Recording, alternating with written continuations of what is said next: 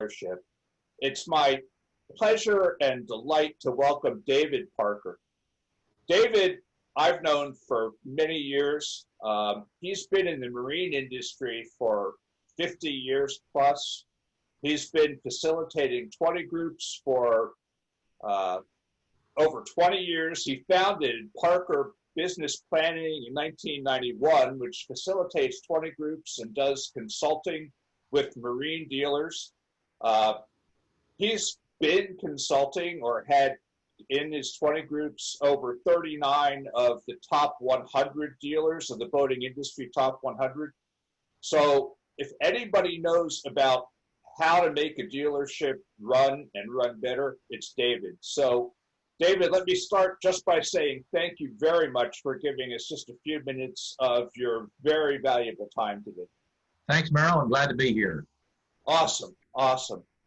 Well, so not necessarily, I mean, this session is about F&I goal setting, but I think you have a scope and perspective that could go there, but also way outside of that.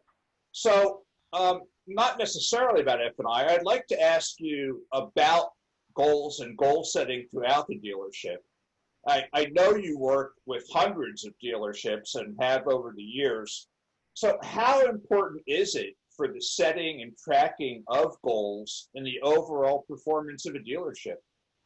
Well, I think it's extremely important. The service that I provide is I call a strategic profit plan, and the big picture there is with goal setting, you got to know where you are, and then where are you going to go? Where do you want to go? And then how are you going to get there? And so we break out the goal setting into its various components. On the big picture, it's sales, gross margin, and expenses. That's the lowest common denominator of how you can break your business down into those categories. And when you're measuring them, that tells you where you are or how you're doing against your target. Okay, and then once you, when you break out your categories, you're going to have your categories in sales. I like to break out the sales at least by brand. And if you don't have too many brands, we would do them by model so that we're seeing how we're performing in each of those categories. And we want to have a sales target and a gross margin percent target for each one. And then expenses. We want to have expenses for the major categories as well as some detail. And the biggies are personnel, advertising, floor plan interest, semi-fixed, and fixed. Those are your big categories. Obviously, in personnel, we want to have that broken down. We want to have that in management, admin, and production, and then by department in each of those areas. So if you break them down, you have targets for them. You do annual targets. Is the first basis of a strategic profit plan. But then after that's done, we want to break them down into monthly targets and measure ourselves against those monthly targets as we go through the year. And that tells us how we're doing. What I provide, I recommend that you have a one-page variance report. Which we do. That just gives you a quick snapshot of how you're doing against the target every month in those categories and on a little bit of detail in each one. And that's and the negative variances show in red. So basically you just scan the variance column for red and you know where your problems are. And again, you got your sales, your targets, your gross margin targets, and your expense targets. But then, in order to do one, you just can't sit in the back room and say, "Okay, we're going to do 30% more next year," and then not tell anybody. That's just not going to work. So what you want to know is how are we going to get there? And of course, when you break it down and we involve the salespeople, I suggest you do that in their sales targets. Very often what we'll do is have the salespeople themselves do their projections of what they're going to expect to do this year. And then we total that up. It's kind of amazing. More often than not, the salespeople are more optimistic about the future than than the owners are. So we might take their total and trim it back a little bit for the budget purpose. I don't want to hold them back. We'll have their own individual goals be whatever they want to be. But from what we build the business strategic profit plan on, we might trim it back a little bit just to be a little bit more conservative. And then you monitor it. On the F&I side, that's another sales type of category. You want to be monitoring the penetration on the reserve and the back-end products. And one of the things that I found is just the setting of the monitoring of your key components in F&I will increase F&I all by itself. And really that extends throughout the whole thing. If salespeople know that if they know what there is expected of them, it's amazing how they work hard to equal or beat that. Most good salespeople are pretty competitive. And so you put a target out there, they're going to try to beat it. And which is what, it's what it's all about. We want to achieve those targets, and hopefully at the end of the year, we get to the target that we wanted to be at. Yeah, that's great. So I guess one of the things that I talk about with folks all the time is the concept of continual improvement. Mm-hmm. In terms of setting goals and tracking goals, how do you manage the goal setting and tracking process, and drive continual improvement through that? So in other words, if you have the same goal every year, then that's great when you hit it, but what about the improvement side of it? Well, I kind of see continual improvement. I kind of think of it a little different than the goal setting. I see them a little bit different. On the continual improvement, the thought comes to mind is that quote, I believe it was Zig Ziglar that made this statement. The only thing worse than training somebody and having them leave is not training them and they stay. So, I'm a big proponent of training, and there's lots of great areas and companies that you can get training from. Certainly our 20 groups are one of them, but they're not the last word. They're just a piece of the overall components. There's also a matrix that I use with my dealers called the 4 modes of business. And these are the attitudes, the 4 attitudes that we find with people in business. Really, it's not only just in business, it's in life generally. And the 4 modes are the growth mode, the even-keeled mode, the growth mode, the trouble mode, the even-keeled mode, and the know-it-all mode. Now, the growth mode, their motto is constant and never-ending improvement. And these are the ones that are going to be training and always finding a better way to do something, because there always is a better way to do something. And what you did today, tomorrow, there's going to be something better out there. It's just always, it's dynamic, and it's always changing. Now, the trouble mode, these people are in trouble, they know it, and they're teachable. Both the growth mode and the trouble mode are teachable. Then you get to the even keel. Their motto is, if it ain't broke, don't fix it. Well, folks, if you're coasting, which is what they're doing, you're going to end up in trouble. You're just coasting into trouble. And then the know-it-all mode, that kind of says it all. I know it all anyway. You can't teach me anything. And then the interesting thing to me is most of the people that I know in the know-it-all mode are in trouble and don't know it.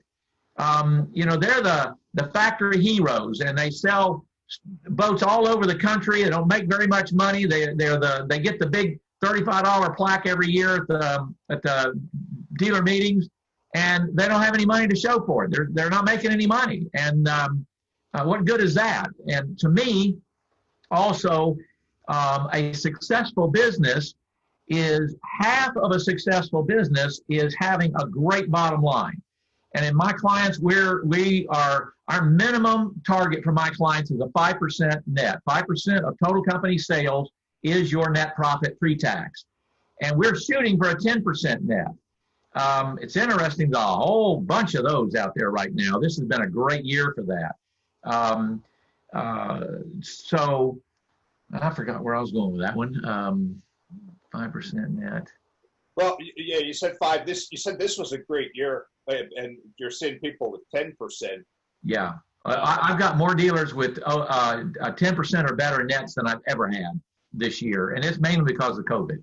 The biggest problem this year is getting inventory. Most everybody sold out of inventory, and my advice to dealers is you have to sell slots. You got your bill slots. You need to sell those bill slots, and also my advice is let's start buying used boats. Send out your email to your client base and tell them you'll be glad to buy their boats from them. One dealer I had did that with their client base and had 30 responses and bought 16 boats, which was brilliant, because you're going to have a problem getting boats, and if you're not getting something to replace these new sales, and also there's no reason to be discounting your boats this next year, because if you can't get them, I had one dealer tell me he has 8 boats of this one particular brand on order, and that's all they were going to get through 2022. Oh. So 4 of them were already sold, and my advice to the other 4 is they better go at list price, because you've only got those opportunities. And then start trying to buy used ones, and it's going to drive the value of used boats up significantly if you can't buy new ones. It's just interesting times we have here, but it's exciting times as well.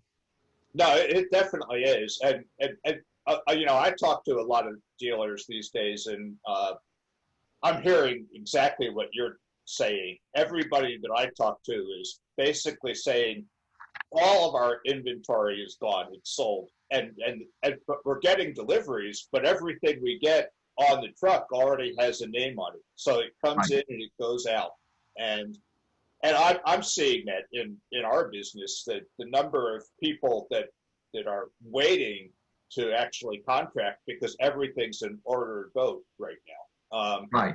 So that's going to be great for expenses, because your floor plan interest is going to go down. Your income, your turns are going to go way up, because they're going to come right in and go right back out again. Exactly. It's a very interesting time. Now back on to you talked about the continual improvement, then we talked about the setting of goals, right. And probably the biggest, most important thing in getting the goals set, or after they're set, is communication on those goals. And depending on the type of, either monthly or weekly or even daily, if it's in the service department, you're tracking your actual against the target for that month or week or day, and communicating about it. One of the things that I see in service departments is, you want to track billable labor, the billable labor hours. And if you just post billable efficiency in your service department where the other mechanics can see it, generally you'll see the productivity go up 10% just by posting it. No incentives, which I believe in too, but without incentives, just do that, and you get a 10% bump in productivity, which is huge in a service department. Sure. Well, that actually leads right into the thing that I was going to ask you about next, which is, it's kind of easy to make goal setting kind of an academic exercise, kind of this thing where you sit down at the beginning of the year and you say, here are our goals. And then at the beginning of the next year, you look back and you say, oh, that's interesting. And then you do it over again. What do you do? What is your advice for how to hold people accountable, how to be accountable for actually achieving the goals that you set? And I know that 20 groups are actually one of the good ways, because people share numbers and they look at it and they talk about it. But what about accountability in actually achieving or exceeding those goals?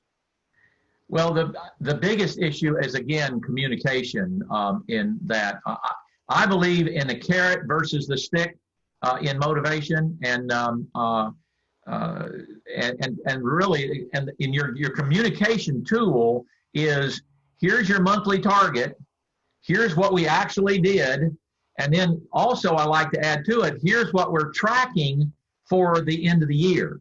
So if you continue the same rate of sales, gross margin, expenses that you've done so far, then here's where you're going to end up. And this is going to put you above, at, or below our year-end target.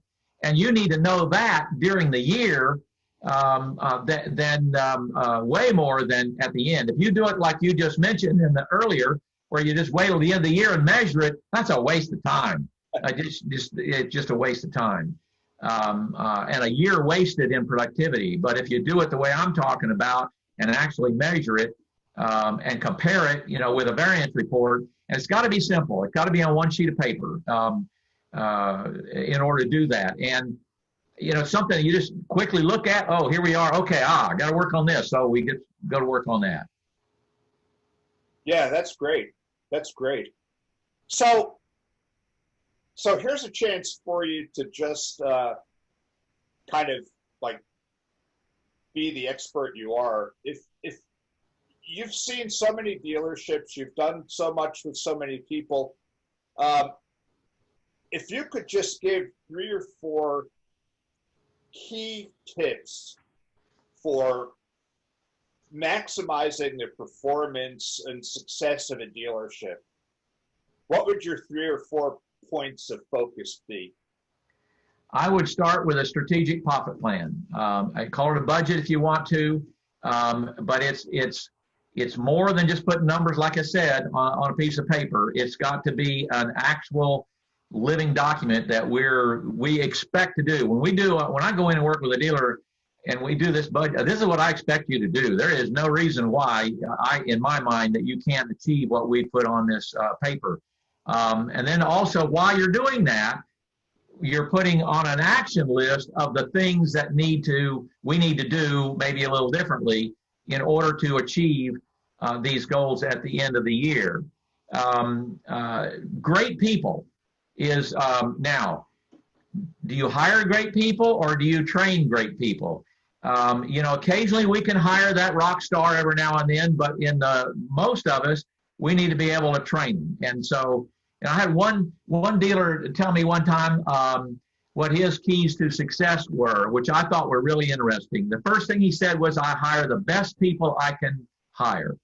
He said, then the next thing we do is we agree on the goals and the compensation. And then I give them all the tools they need to get the job done. And number 4 is I get out of the way, which I thought was really good advice. This particular individual had 16 companies that he was running, different industries and such. And I thought was sage advice there. So the strategic profit plan, great people, getting them trained and knowing the goals and agreeing on the compensation, that sort of thing. And I think number 3 is having the right attitude. Attitude in a company starts at the top. If you've got a negative Debbie Downer attitude, it is going to permeate throughout the whole organization. And that's why I think the 4 modes of business is so good, because it's a reminder. Our attitude to business is a choice. It's a choice to choose to be a growth-minded dealer. I use this with my 20 groups occasionally to remind them and me to stay focused in the growth mode, because the growth mode is the only sustainable mode of business that will go on from now on. The rest of those, you're either in trouble or you're headed to trouble. And so really that growth mode is essential, and their attitude is constant and never-ending improvement. And you can see it when you walk into a dealership that has that. You can feel it. There is a vibrant electricity that seems to run throughout that with all the employees. They're happy. They're moving. It is just exciting to and there's an energy that that you can feel when you walk into a dealership like that. It's a sweet thing when you can see it and experience it. No, that's great, and I've seen it and experienced it, and I've seen the other as well. Um, Oh, man, I had a 20 group one time. It was full of even keeled dealers. What a dud. Just, oh, wasn't even fun to go to. Um, Fortunately, all my 20 groups now, they are so energetic and they're always looking for a better way, not only to help themselves, but also to help the other members in the group. I mean, I get energized every time I go to a 20 group meeting. yeah, yeah. No, that's great. That's great. That's great advice. Now, the very last thing, and I didn't really give you a heads up on this, but the last thing I'm going to ask you about, because I ask everybody I talk to at this point, is this year has been a really unusual year. We started out, I think, in January, kind of expecting a solid year. Kind of looking at maybe that 10% growth kind of rate, that kind of thing. And then COVID hit, and I think there was this moment of breath where everybody said, oh my God, the end is here. We're never going to make it. And then all of a sudden, we're so busy, we don't know what to do. And we've sold out of everything, and we're selling more even though we don't have anything to sell. What does your crystal ball look like for 2021? Well, that's a good question. I personally think it's going to be a pretty decent year. I don't think the inventory problem is going to get fixed in 2021 model year. It's probably going to take until we get to the 2022 model before they start to get caught up. But many of the manufacturers are sold out in a lot of models, and one company I heard the other day, they're sold out totally. You cannot order another boat this year and get it from that manufacturer. So I think we're going to see more and more of that, and get your orders in early, whatever's left, and if you got them at least on order, and hopefully you got a name on them, because sometimes the manufacturers pick boats in production with a name on it versus the ones without, which is kind of sad in some cases. But get them on order and get as much as you can in inventory, because it's going to be short no matter what. Yeah. Well, it's going to be interesting to see. I tell people now that my crystal ball is just shattered on the floor right now. there's no way to know. Well, hey, David, I really appreciate you taking this time for us today. I think you've added some real value, as you always do. So I really appreciate it, and thank you very, very much for your time. I'm delighted to be with you here.